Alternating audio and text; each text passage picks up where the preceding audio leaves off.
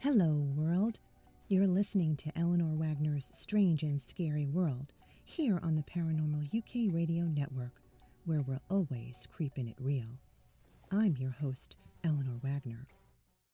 Welcome all to my paranormal closet, where the stories and magic take place.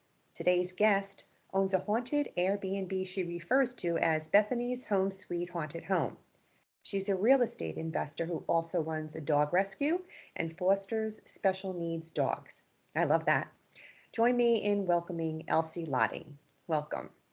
Thank you for having me. So you own this beautiful historic home on Main Street in Jackson, California, and you say it's haunted, huh? Very much so. My goodness. Well, for the listening audience, situated in historic Amador County, renowned for gold mining and rich fertile soil that grows fantastic wine grapes. Visitors to the county are just minutes away from some of the best small wineries in California. Bethany's Home Sweet Haunted Home is in the heart of Jackson and near to all of the amazing destinations in Amador and Calaveras counties. If all anyone wants to do is chill, they can relax in the home's lovely library, enjoy a meal in the large eat-in kitchen, play board games, or watch the smart TV. Built in 1906, the house is a folk Victorian with charm in spades. Most of the furniture has been hand-picked to add to the historic charm of the house. Guests can hear the rushing water from the creek that runs at the base of the back of the house. The house feels more like a living thing than just a house. It has a certain air about it. The spirits that reside there enjoy communicating and are nice, but are willing to leave guests alone when asked to do so. Elsie, do you happen to know the back history of the house? I do. So when I first saw the house online, all I knew is I had to buy it. That was it. I had to buy this house. And Jackson is sometimes a little bit difficult to get a hold of people. So we contacted the realtor literally every day, and she just was not so great about getting back to us. And then finally she showed me around, and the only thing that she told me is that it used to be a brothel, which I was like, all right, fine.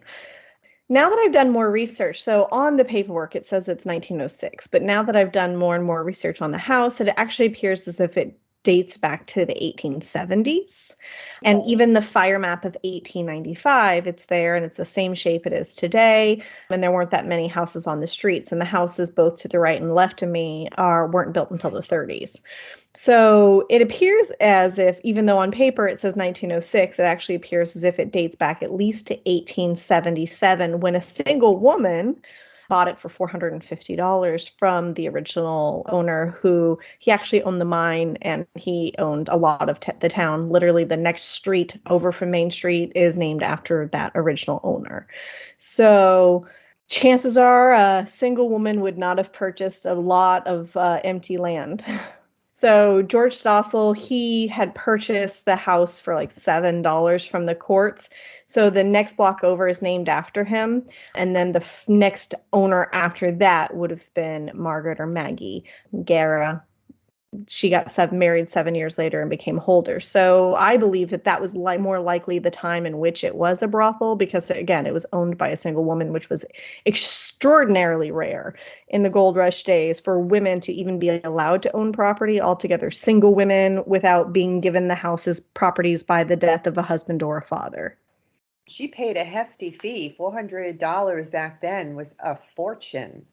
But in gold rush towns, literally during the gold rush, there's like advertisements where coffee cost $40 and a pound. So it was an expensive place to live at that time because of the gold. There's plenty of money coming in, so inflation was high. And that probably didn't change until the early 1900s. Okay. There's a common misconception that a home's sellers must tell you if the house might be haunted, but in fact the concept of caveat emptor or buyer beware is alive and well in the world of paranormal real estate. Did you know that the house was haunted? Did they release that information to you when they sold it to you? No, they did not. So in California, I should have been notified that the house was haunted. It is considered a stigmatized property. So I should have been told that, but I definitely was not. The real estate agent, basically, there was a family who lived there for 60 years, and most of the spirits still live in the house. There's still a woman who grew up in that house, and she's in her late 80s at this point in time. And she kept trying to talk to the real estate agent, and the real estate agent kept saying, I don't want to hear it because then I have to disclose it. I don't want to hear it because then I'll have to disclose it. And she told me that. Although, honestly, if they told me, I don't think I would have been dissuaded.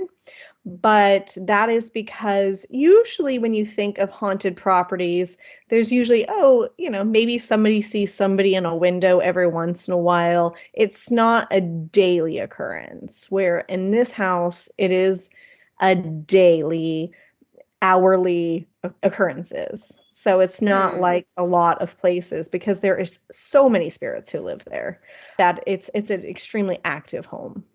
You seem to be doing well by letting your renters know that it's haunted. So I would consider myself a highly intuitive empath. I definitely have a lot of mediumship abilities and have since I was a child. So I don't think it's fair for people like me to go to a house and not know that. So I felt like I had to disclose it. And I bought the house to be a long-term rental. I don't have any Airbnbs, but it just happened that I had tenants move in and tenants move out within 2-3 months. And I just thought I need to do something different. And previously, the people who wanted to buy the house before me, they wanted to run it as a halfway house, which I just can't even imagine now, having a halfway house in this home that is very active. Yeah, it's definitely wasn't what I would expected. No, I had to do a lot of pivoting with this property for sure.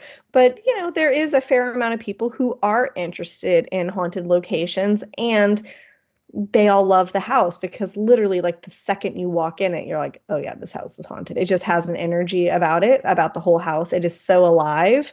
And the second you walk in the front door, it's like it slaps a lot of people, especially if you're an intuitive person. It just smacks you. And so I just didn't think it was fair. So again, when I was renting as a long-term rental, because I realized it was haunted myself when I did my final walkthrough. But by then it would have been too late to back out anyways. But yeah, so I knew before I ever rented it out that the house was definitely haunted. And so I did tell everybody who moved in, hey, by the way, the house is haunted. And obviously they had experiences all the time too. So they knew, again, there's no doubting it. When, the first tenant lived there, we had footsteps, wet little baby footsteps appear on the steps. A tiny handprint appeared on the stairs. And then the bouncing of balls, the closing of doors, the messing with lights. So there's just footsteps and bangs and stomps and pounds. So it's a daily occurrence. So I think after about 2-3 months, enough was enough. I'm sure it makes believers out of a lot of people that go in there thinking they don't believe in ghosts, and then all of a sudden, I recently read an article written by a reporter from the Washington Post who stayed in a haunted Airbnb, and when she went in, she didn't believe in ghosts, but after staying there, she came out thinking very differently. Yeah, and again, the spirits in my house, I'm lucky because, again, it's a family. We do, I believe, have a portal in the basement, but the patriarch of the family, Steve, I think he really keeps track of who's allowed to come in and out of the house. But when people come and they're scared and they want nothing to do with the spirits ignore them. I mean, I had an Airbnb tenant recently can't come through. It was just a family, 2 children, and parents, and they weren't there for the ghosties, but they said that they had some doors shut, but that was it. So it was fine. But I recently had a man who stayed a week, and he said, I have to tell you, I'm really afraid of ghosts. And I said, just go in there and tell them that, to leave you alone, and they will, and they do. So, but if you go in there to talk to them, they're going to talk and talk and talk. So why do you suppose that you lost so many renters in the beginning that were coming and going so quickly if they were able to just tell them to leave them alone? I actually have an issue as well. The house during the day has this amazing energy. It feels like Disneyland. It is just, I just can't explain it. So unless you really feel amazing energy. And then at night, about an hour before dark, it gets very heavy. About it, I think they wanted me to buy the house. That's why they hid from me the first 2 times I was there. And I have a good relationship with the spirits where I almost feel like we're family, although Steve said, no, we are not family, but we are friends. But Okay. so I have these connection to these spirits and to this house, and I still don't like to be there alone at night. Really? Yeah. If I'm there and if I sleep there by myself, I sleep on the couch, which is like the furthest away from the creepy part of the house. And I usually fall asleep with the TV on. And yeah, no, I mean, I personally don't like to be there alone at night. When I saw the house, one of the things I loved Why? about it, it's just heavy and you feel like you're being watched. And I don't know. I can't explain it. I wish I could because Mm. I'm a very logical human being. Although I'm an empath and I feel energy, I'm a very logical person. I don't get ruffled over much. So for me, like I've tried to rationalize it, like, Elsie, this is dumb. Like, just go sleep in whatever. And I've only slept in 2 of the 4 bedrooms upstairs. I've never even slept. I won't. Like, I don't think there's any way you'd get me to sleep in one of the other bedrooms at all. So, and again, nobody knows the house and the spirits better than I do. And I know nothing bad has happened. The worst thing that's happened there is like they've broken some things. They've knocked things off the wall and broken them. That's happened twice. That's about the worst things that they've done. But still, it's just, I don't know, it's just really heavy. And it's especially the back part of the house, which is the most active. It's the closest to the creek as well. But there's a spirit back there who is grumpy and I just feel it. So I just try to stay as far away from it as possible. Now, that's upstairs. So the house is really big and it's a ground floor and it's the basement. So the kitchen is on the basement level. I put another bathroom down there. And then I was able to block off 2 doors and then put a whole apartment. That's a 2-bedroom apartment. Downstairs, down there in the kitchen, in the apartment, it's fine. So I had no problem being there alone at night. I basically lived in that apartment for about 6 months on weekends while I was working on the house and getting it ready and, decorating it, doing redoing furniture and all the stuff that I did.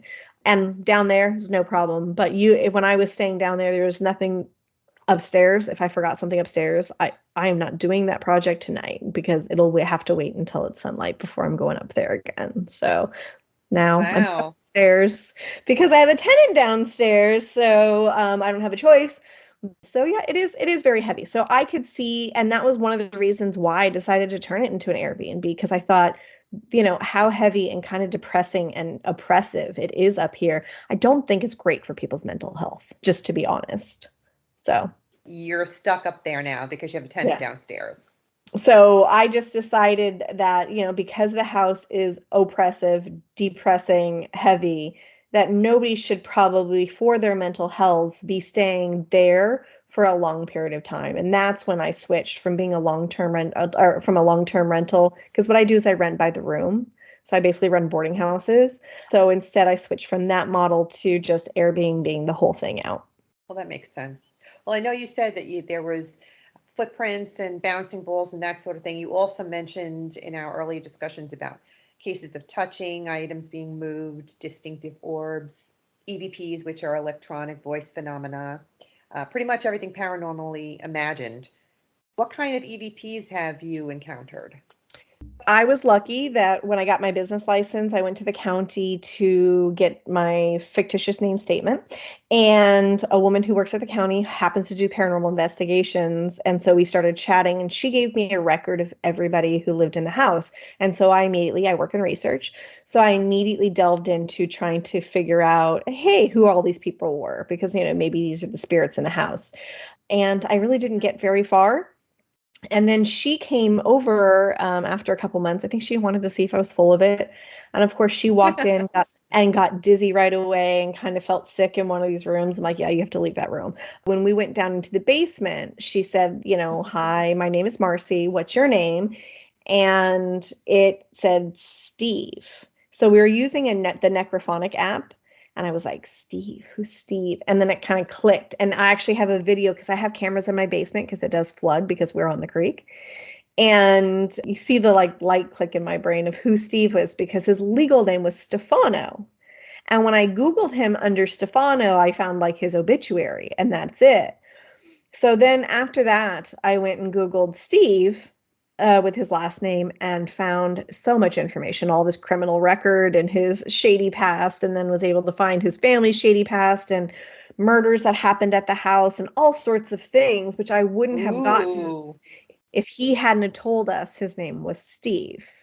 And so but sometimes it's just nonsense. So until recently, I really was concerned that there's bodies buried in my basement. Why is there so many spirits? Who's this girl in the closet? I don't know. And so we were asking them, how many bodies are in the basement? 10. Okay, I don't think that's right. How many bodies are in the basement? 7. How many bodies are in the basement? 9. How many bodies are in the basement? 8. And then finally, the other guy who was there, he said, if you don't know, just say, I don't know. And it said, I don't know. So, I mean, we get kind of all sorts of stuff. If people use the Estes method, which is where they're blindfolded and they have noise canceling headphones and they're just listening to white noise. So we get full on conversations between two spirits in that way. But we've had a lot of contact through EVPs. I've only had DVP, which is the direct voice phenomenon, which you can hear outside of that. I've only had that once, and I have a video from my basement, and it sounds like it says good. She says good morning, and it sounds like a girl's voice. But yeah, so we've kind of gotten all sorts of that, but they tend to like REM pods. They make those go off a lot, or all sorts of electronics. They mess with electronics all the time. The lights. They mess with the lights all the time. My first AirBNB guest, there was 8 people. The stove wouldn't work for them. And they were like 8 people who work for Pacific Gas and Electric. So I'm pretty sure they know how to use an oven, but it wouldn't work. And the next day it worked fine. So I've since stopped calling electricians and stuff. I just say, let's give it a day and see what happens. And it always, those lights start working again. The things start working again. So I kind of felt like if I don't tell people also that it's haunted, they'll think I'm a slumlord when this stuff doesn't work properly. But I swear the house is in good condition, even though it's old. It's had a lot of love put into it. But yeah, so they mess with all sorts of electronics, specifically the cameras. They've moved the cameras, flashing lights. We've gotten pretty much everything you can get, we get it. There's one that's handsy and likes to grab women. So originally it was just like touching their backs, but now it's gotten to the point where it really likes to grab women's butts. Oh boy. And they have a type. Chubby brunette women is the type. So that's what he likes. He likes what he likes. And so that's something. I had a man who also was touched once. He has a shaved bald head. And apparently like twice a finger was rubbed from like the top of his crown to the back of his crown. He felt that twice within a night. But I personally have a block, so I can't see spirits. When I was a kid, I used to see them and they scared me. And so I just decided that I wasn't going to see them anymore. And I haven't been able to see them since. Other people have seen shadow figures and stuff like that. I can't do it. I don't see it. Like there'll be 4 of us staring down the hallway. 3 of them will be freaking out over this like 1-minute interaction of seeing this shadow like popping its head in and out of the doorway, but I can't see it. But I've watched other people see it, so. And I'm sure with all the videos that people have gotten in the house, you've probably seen them on video as well, right? No. So most of the paranormal groups have come in, to be honest. They have never sent me anything. They've never given me anything. I think a lot of paranormal groups, like the hobbyists, they go in and they want to experience the joy and figure out if a place is haunted, right? And they might sit around for 4 hours in the dark. And so then they have to go back and listen. My house is so obviously haunted. You experience so many things that I feel like they just don't have the desire or need to do that. I do have a group, like a documentarian coming or later in the month and some TV shows and stuff like that in the works. So maybe I'll see it then. No, I haven't. And it's not just in my house. Like I was at Waverly recently with my nieces and I brought up my boo buddy and apparently it was moving in the hallway and there's like 20-25 people in the hallway and everybody's like, oh my God, it's moving. I can't see it. Not at all. So wow. I can feel them, but I can't. And I get I'm a physical medium, so I'll get sicknesses or whatever that tell me kind of what, what they died of or whatever they want to show me. And I'll get flashes of different things, but I don't actually see them. So yeah, and it's not just in my house, it's everywhere. How have some of them died? Steve and his wife, they died of old age. Nothing exciting there. He was 91 when he died, and he moved in the 1920s, and he died in the early 80s. And his wife died in the late 80s. And then their daughter, she was an alcoholic, so I'm sure that helped. She died in the mid 90s, and I'm not sure when her husband died. And then some of them I don't know who they are, and I believe we have. So I used to think that the house had a bunch of children, which perplexed me because as a boarding house and a brothel, I mean, obviously sex workers have children, so maybe there were children in the house, but I only had one documented case of a child dying in the house. So I was perplexed by the different, like the footprint was small, but the handprint was larger. And the handprint only has like 4 weird fingers. So I should have known before, but I think we're realizing now that we have water elementals, and they're probably the ones stealing the stuff because they like to take things and move things. And they also have been going in, the tenants have grandchildren that visit, and they are playing with their toys and their music boxes and moving the magnets on the fridge to like cover the faces of their grandchildren.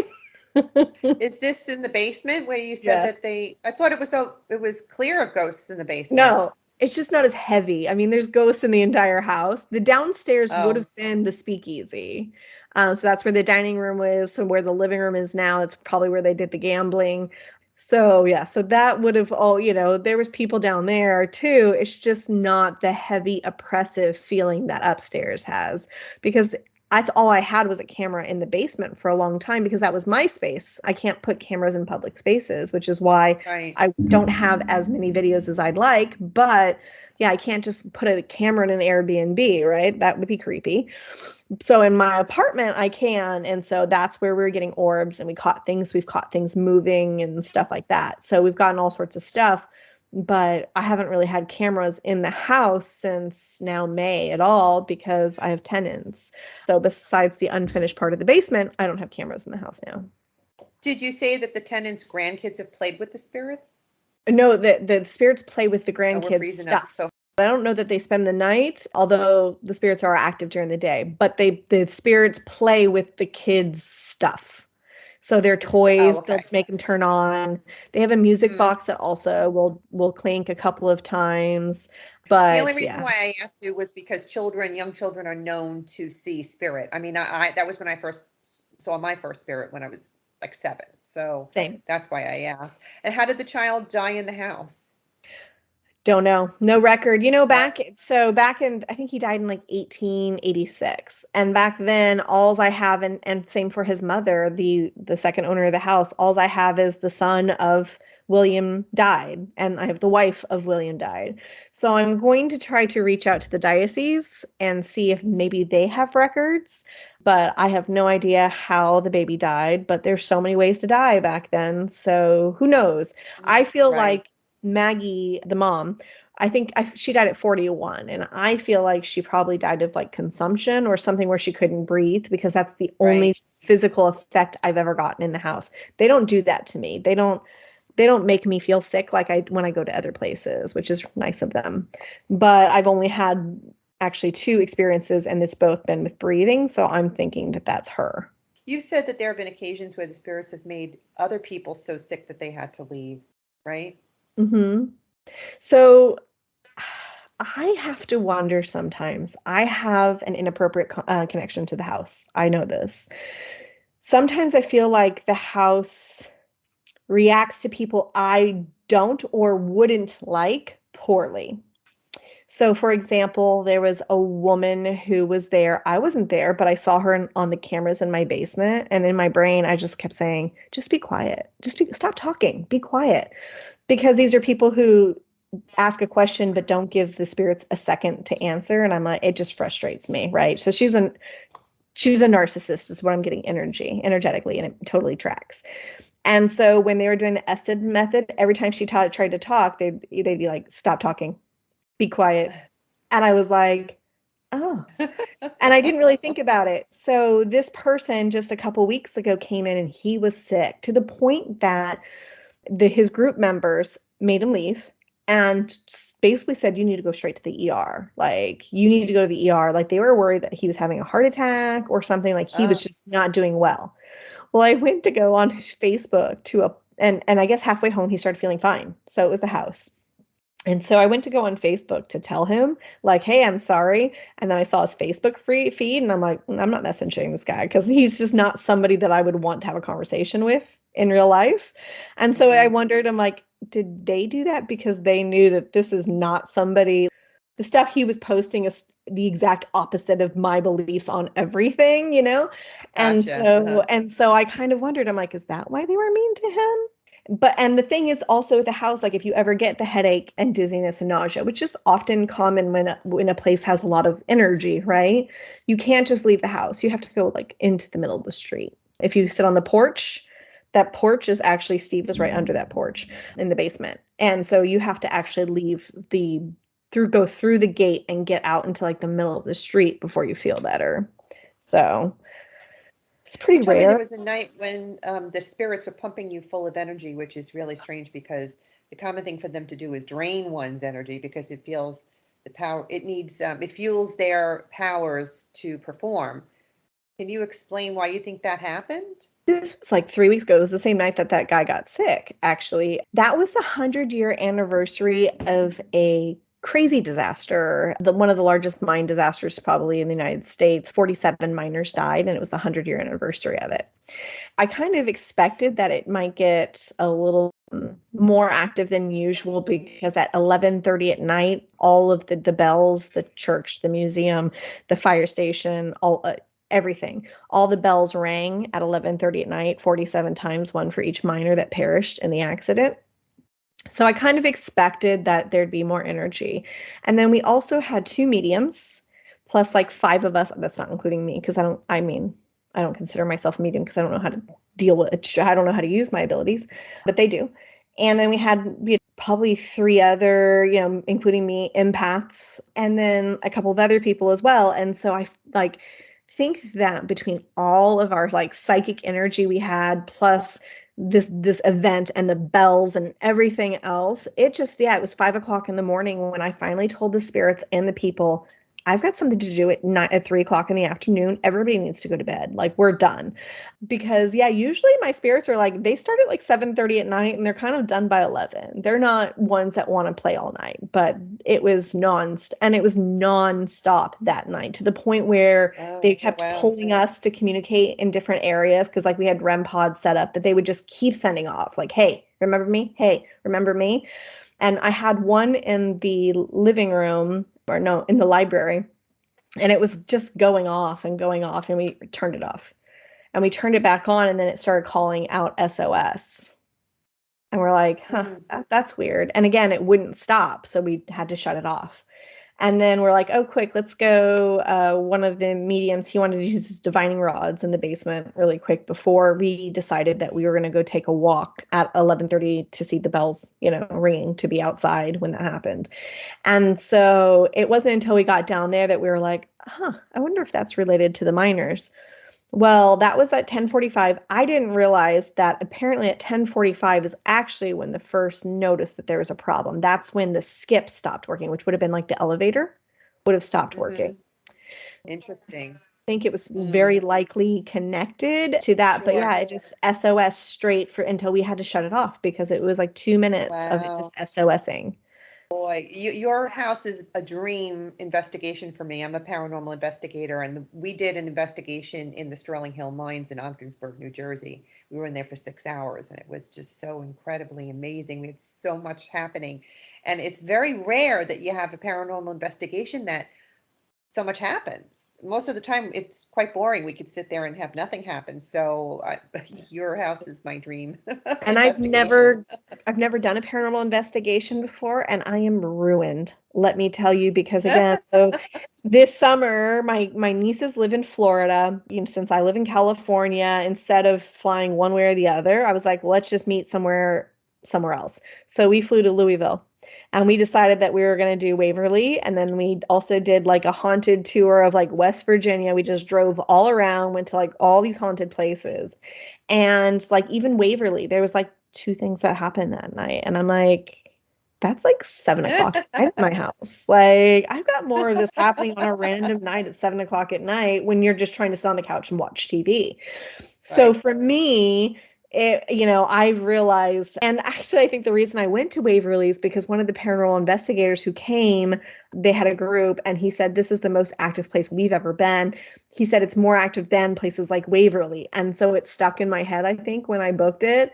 But I never really realized it until we went and did it. Because like we went to Lake Shawnee, the haunted amusement park. Again, like 2 things happened. Oh, you did? Mm-hmm. So we went all over and we didn't really have much activity. And it's like, and I know that this is probably normal. And it was so exciting for people to get this one thing. But I'm like, yeah, so like, this is nothing. Like, so I'm totally, absolutely ruined.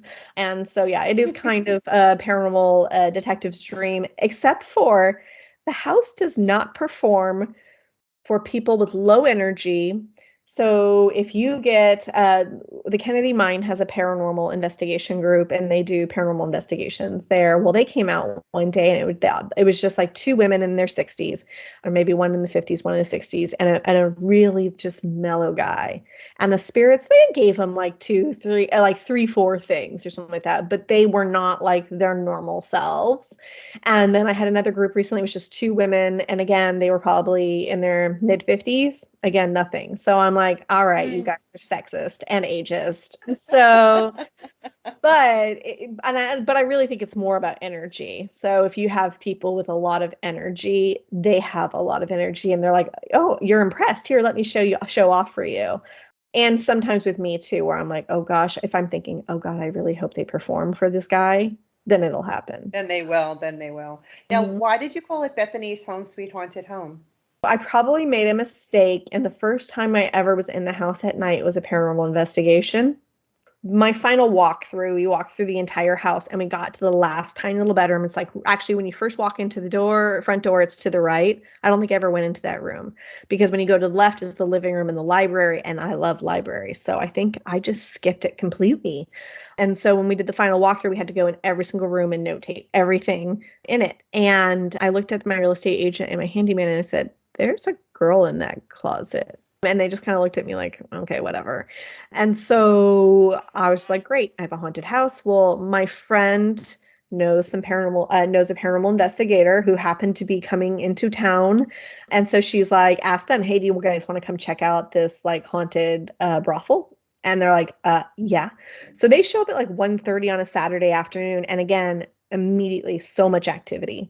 They got EVPs, a lot of EVPs. And then I didn't know who they were, where was active or whatever. I just knew the places that kind of creeped me out. So yeah, so then they've said, hey, we want to scrap our event this weekend, tonight. Can we just come here and bring all of our equipment? And I was like, yeah. Well, I spent an hour and a half in the basement with one group talking to the spirits down there. And there was another group who spent upstairs in that bedroom with that girl for about 2 hours. Because again, they were just nonstop. And so she said, I was told that she said her name was Bethany.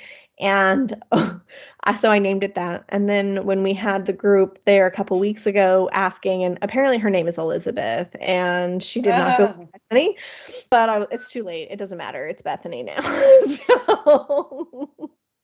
So I named it after her. It would have been Steve's Home Sweet Home. Home Sweet Haunted Home. Right. Well, right? Again, Stefano's. So hers was the first name. Yeah. And I really, really like, for me, they're just unalive people and I treat them like people. They're my roommates. And so that's been one of my hard things is getting their names, because that's why I've done all the research I've done. I literally have about 150 probably newspaper articles or of different things from all the people who've lived in this house, or, everything I can find. And part of that was just to like, hey, the basement is really creepy, but now that I know it's Steve, it's not creepy at all. Like I can go in there day, night, it doesn't matter. And so I really tried to humanize them in hopes to make me feel better, but also, I'm always talking to them. So And they want the acknowledgement. They crave that acknowledgement because so many people can't hear them and don't respond to them. So being acknowledged is a huge thing. You said you had a paranormal show film at the house recently. How did that pan out? well, I haven't seen it yet. So I guess, Well, production's forever. that night, weren't you Yeah, there with them that night I when they were? was. Yeah. Mhm. And the whole gamut, and they saw there was three of them, and they saw the little creature, which I think is a little creature. They were like, oh, it's a little girl, and I'm like, I don't think so. And one of them, it was like a black shadow that kept poking out, and one of the guys like, oh, she's got funny hair. He's like, I think it's it's an African American girl. I was like, not in Jackson. No, it's not. And so now that I know that it's very likely elementals, because I had another media person who saw this thing, and they're like, it looked like a child, but it had a weird head. And it started to all come together, this footprint being small and this weird handprint that was like 4 fingers. And it's all starting to come through that I think we have some sort of water spirits attached to the land. And it is native land with the Miwok tribe. I reached out to the Miwok tribe to try to find out from them. So that's kind of the definition for elemental. Could you tell it to the listening audience what that is? I think for most of us growing up in European culture, we've heard of fairies and pixies and gnomes and mermaids. Honestly, I didn't know that people thought that those were real. But these are elementals. And I just honestly never knew that because, again, I'm not in the paranormal world. So I literally just found this. But it's basically spirits that are tied to the land. So they're not attached to the house at all. They are attached to the land that the house is on. And they tend to be trouble starters. So they tend to be they're a little bit mischievous. Some of them are scary, but they tend to be very mischievous. That makes a lot of sense. That I don't really have that many children in my house. It doesn't make sense that there's 3 children in my house. But does it make sense that there might be on this Miwok tribal land elemental spirits? Yes. Yeah, that makes, I guess, a lot more sense. So I'm still learning. I'm still learning so much about the paranormal world in general, because again, it's not something I've ever been inundated to until I bought this house and kind of just got thrown into it at this point in time. And I'm a researcher. I read a lot. I listen a lot.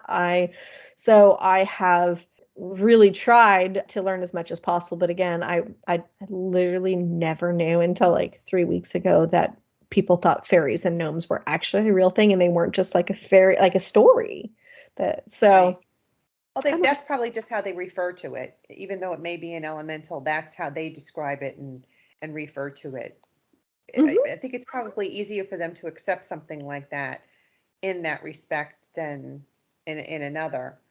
And when you think about it, even Disney and how they portray fairies and mermaids and stuff. I mean, when you think back to the original stories, the mermaids were mean and not all friendly and loving. So it's because I think a lot of gnomes like to steal, or they're steal children, and there's some that like to elementals that like to drown or kill kids. So there's definitely just most of our fairy tales were pretty dark that have been sugared down for us. And maybe I should have guessed it because the neighbor next door. So what used to be next door used to be a hotel. And that hotel was actually run by Steve until it burned down in 1931. And I was speaking to this woman who lives there, and she's a practicing witch. And she told me that she had pixies in her house. She was having problems with things moving and stuff, but she has a lot of the same experiences we have with phantom smells and things moving and all this stuff. And she'd always say on the creek, because actually right outside her front door is this bridge that crosses over that creek. She says, I won't go over there. There's something down there. And she's like, I hear it making noise down there. She won't go down there. But she had said, oh yeah, I had some pixies, but I got rid of them. And I was kind of like, oh, okay. I literally was like, I guess I was just like, oh, whatever. But didn't realize that she was serious. I thought that she was saying that she brought in an haunted object into her house, but no. She was actually talking about pixies, and these things actually apparently exist or don't exist, however you want to look at it. But yeah, I literally just had no idea until 3 weeks ago that was a thing. That's crazy cool. You have this whole other side to you. My family are all huge animal lovers, and we do a lot of work with One Step Closer Animal Rescue out of Sparta, New Jersey, Barks out of Byram, New Jersey, and the Northern New England Westie Rescue. We actually run a dual school district-wide supply drive, and my husband builds dog houses with his students to stuff with supplies. Please tell me about your wonderful rescue Recycled Pets NorCal. I have a friend who moved to Tennessee and got into dog rescue, specifically chained dog rescue, because there's a lot of chained dogs out there. And it's a problem, specifically because chained dogs tend to become more aggressive, and those are the ones that tend to cause serious injuries. So she got involved, and there was a chained dog in my area. And so she was like, hey, you like animals. Hey, can you help me with this? And so that was in 2009. And I've been doing rescue ever since then. Specifically the things I enjoy or the ones that I take are kind of the ones that nobody else wants. So I'm going to take the ones with spina bifida. I do a lot of cleft palate newborns. Aww. Skinned scabies, ringworms. People don't want that because they're afraid it's contagious. It's amazing. I've never gotten either of those things. So I tend to take the kind of them or the ones that are just have hopeless cases. So we do some hospice. So one of my last fosters, she just had some undiagnosed GI disease that couldn't be found out by the #1 vet school. We're lucky because I have the #1 vet school in the world here, but no idea what it was. So I had her and she went to the house with me and we traveled everywhere until she died. She just wore a diaper. Yeah, so I do a lot of diaper dogs. So currently in my room right now, locked away on the other side of the house to try to keep them quieter, I have 3 cleft palate French bulldog puppies that are about 3 months old. And they're all different litters, but they're all close in time. And then one that has, again, some unknown skin disease. She just has no hair and itches all the time. And I'm super allergic to her because I'm actually allergic to dogs. So I'm constantly breaking out in rashes from her when she would decide she wants to cuddle with me. I like the old pit bulls, like give me all of those. So that's kind of my passion. With the houses in the last year, it has given me a lot less time for that. Yeah, it is still something I'm definitely very passionate about, trying to do what I can, especially for the ones that are deemed less desirable, especially for a very treatable medical condition like cleft palates. Usually vets can just tell people to put them down as newborns, but literally usually you just have to tube feed them for the first 4 weeks of their life, and then they're fine for the rest of their lives. So I take a lot of joy in education, and I'm also working on a research project that's a combination for our Shriners Hospitals for Children and the UC Davis School of Veterinary Medicine, where we're taking English bulldogs born with spina bifida, and we're doing stem cell research. And that actually has translated this year, actually last year, into babies. So taking babies who have actually they have fetal surgery. So, women go in and do their ultrasounds and find out the baby has spina bifida, going in and doing stem cell surgery on fetuses. And so, so I'm really proud of the work that I do with all those things. It just gives me joy. It's exhausting sometimes, but you can see I have a lot of energy. You can hear I have a lot of energy. So it just gives me something to do. Thank you so much for all of the work you do for animals and children. That's so great. Yeah, I appreciate you. Well, tell my listeners how they can find your haunted home and visit it, and any way that they can reach you, and tell the world what you want to tell them. Yeah, we're on, if you go to Bethany's Home Sweet Haunted Home on Facebook or Instagram, you can find us there. There's more on Facebook than Instagram because sometimes the videos don't translate. I've posted some videos on TikTok. We're also, as far as if you are wanting to rent the house, you can find the links there. Or we are on AirBNB and VRBO as well. So it is, it's available if people are going there specifically because they want to ghost hunt, because a lot of my people, I'm about half and half come just for paranormal and half come to do stuff in the town and be in the area. But if people are wanting to ghost hunt, I do have supplies available. I have all sorts of like K2, EMF, cat balls, ghost boxes. I have all sorts of equipment available to be used. And I'm always happy to kind of do like the whole paranormal tour things. It's about an hour from me, but I I'm always looking for any opportunity I can to go to the house because, again, I have an inappropriate attachment to it. So, yeah, so just reach out to me. But definitely you can go on Bethany's Home Sweet Haunted Home and you can see the stuff that I have. And again, that's no cameras upstairs ever because they break. So even when it was empty, every time I tried to put a camera upstairs, they would break. They worked until I left and then they disconnected and then they would die. So I couldn't use them anywhere else. I've gone through 4 cameras trying to get a camera upstairs where I've been using the same brand of cameras in my own house for 5 years without a problem. So I don't Did even you just try telling them, leave my camera alone? I haven't. I Maybe haven't. you should. Maybe but, you should. Yeah, I don't usually leave cameras up there anymore since, again, Airbnb, I never know who's going to show up. So I just don't have cameras in any public spaces. Right. So but, what's your TikTok? It's Bethany's _HSHH, Home Sweet Haunted Home. Okay. All right. So find you there. And your Instagram. What's your Instagram? Bethany's Home Sweet Haunted Home, all one word. More stuff goes to Facebook than other places just because the links and whatever stops it from posting. And I'm just learning TikTok, man. I am 44. I know, I am too.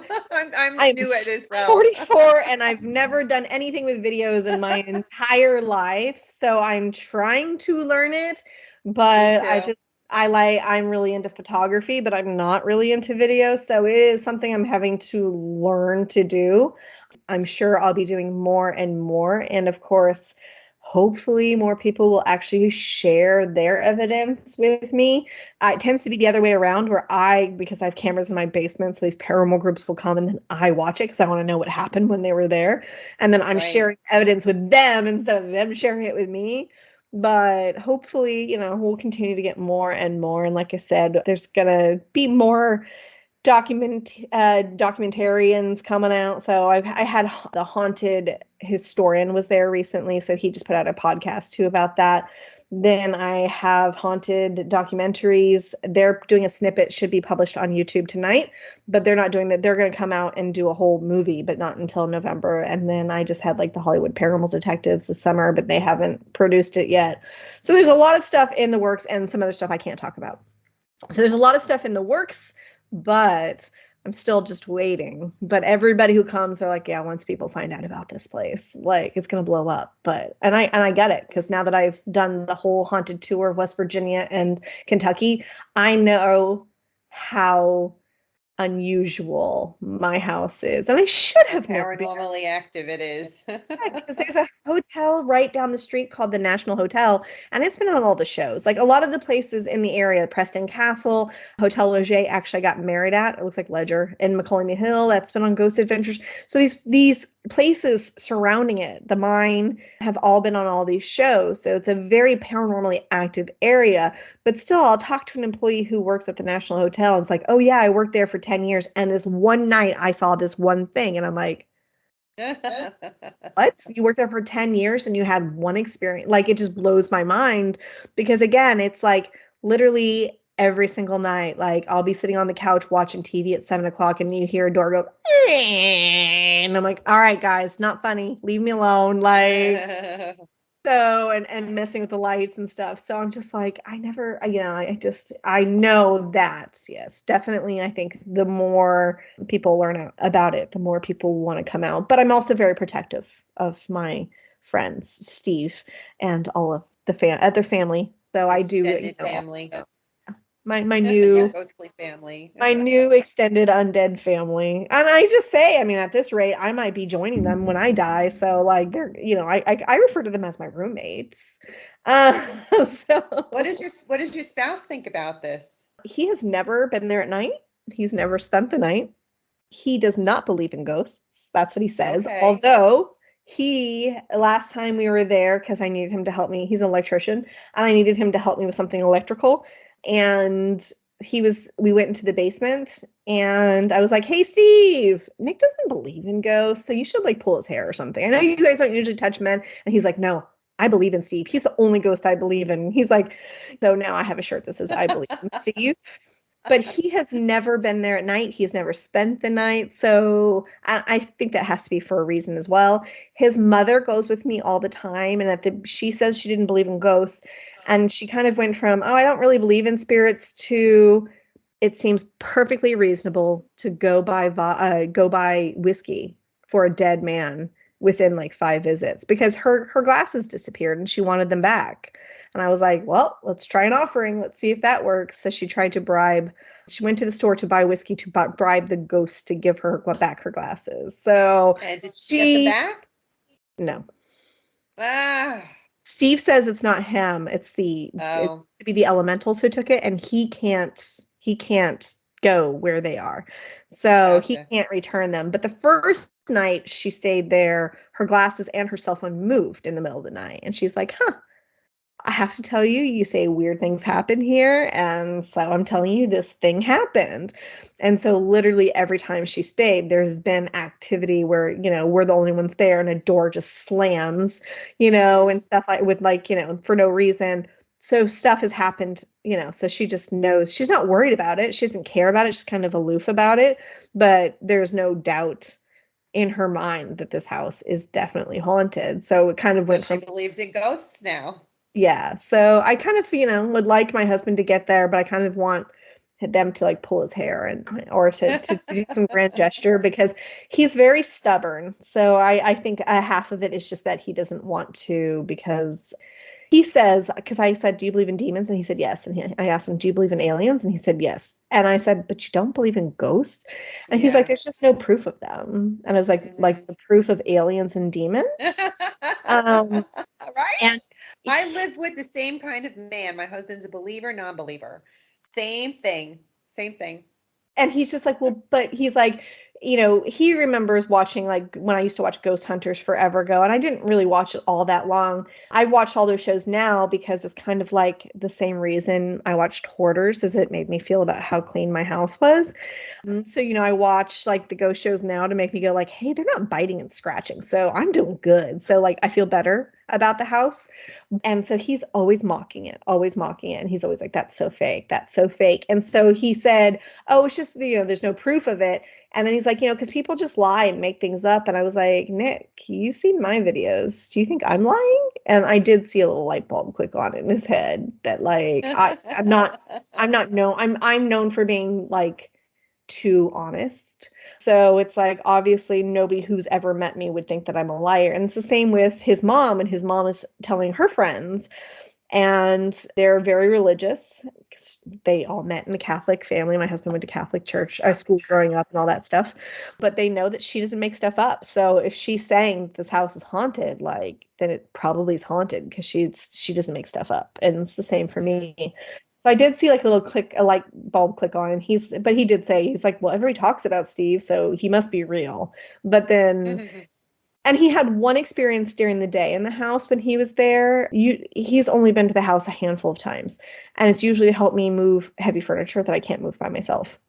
And one day when he was there dropping some stuff off for me, I'm like, hey, while you're here, can you hang these new fancy smoke detectors? Because I refuse to be on a ladder by myself. It seems like a bad safety idea. So in this room that I hate, there's one particular room that I despise so much that I did not put a bed in it. Now you realize in real estate, it makes no sense to have a bedroom without a bed in it, right? You make more money if you can have more beds, but no. Nobody should be in this room. And so it has just really awful energy. Currently, I have like one of those really uncomfortable Victorian couches and like creepy dolls in there to try to like get people out of there, because the spirit in there, she just doesn't want anybody in there. But he was hanging the smoke detector in there, and he comes out and he goes, oh, the ghost in that room must be kind of nice. And I was kind of like looking at him like, okay, what's the punchline here? But he said that he dropped the screw and it rolled under the door into the closet, and that it rolled out. And so, and it must have happened in a way to which, even if he doesn't believe per se, that he found that unusual enough to mention it to me. So that is the like one and only experience he's had. But again, he spent maybe 6 daylight hours, maybe 8 daylight hours total in the house in the last, year and 3 months that I've owned it. He's never spent the night. I'm keep trying to get him to, but he comes up with excuses for reasons why he can't. Not receptive. Oh my goodness. Well, thank you so much for joining me today. This was really a lot of fun. I really appreciate it. And I hope the listeners will venture to your Airbnb and visit and have their own paranormal investigations in the future. Yeah, all fails, you can, just watching the videos and stuff, you can kind of see what's going on. So you can just be a voyeur. And of course, obviously liking and sharing stuff always helps too. So I'd love to get more people to get Steve and all of his friends on the map. I just posted a picture of Steve when he was young that I found in a restaurant today. So if you guys are wondering what my Steve looks like, you can just go on and see a nice picture of him when he was working a bar. And where do they go for that? So on Facebook, Instagram, Bethany's Home Sweet Haunted Home. Oh, but you have it on all of them. Oh, okay. I'm going to have to go check out what he looks like. Yes. I mean, I've only seen him as an old man, like in the newspaper at 91 or 9 when he turned 90 and his obituary and stuff. So to see him as a man who's probably in his like maybe late 40s, early 50s, I was like, oh, that's what he looks like. So I've tracked down his gravestones and everything. Like again, I feel like I'm attached. Now, again, his grave is literally about 800 feet away from the house because we all have a cemetery 700 feet from the house. He's in it, and he's really close to the house. He's not even deep into the cemetery. He's right at the front. So his cemetery, his plots are still there, but I just finally went out and found them last weekend. So that way I can go and take care of that too. Oh, that is so nice. I'm sure he's thrilled with that. Yeah, they're my family, my weird family. I mean, I had a weird living family, and now that they're all gone, I have this weird dead family. So Good for you. Mine didn't go to Leavenworth. Steve's had a much more interesting life than my family did. Well, I could talk all day, so I apologize for that. No, that's all right. No, that's quite all right. Thank you, Elsie. Well, thank you very much.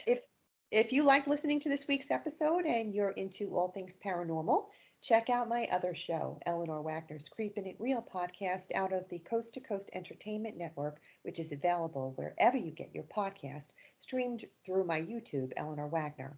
And if any of you are interested in reading any of my books, you can find the links to them on my website, authoreleanorwagner.com. I write about the history of the town and the location, add the paranormal story to the mix, and finish it all off with photos and evidence. Ghostly listeners, you can follow me on my website, authoreleanorwagner.com, where there are links to my books and video updates and photographs from all the investigations.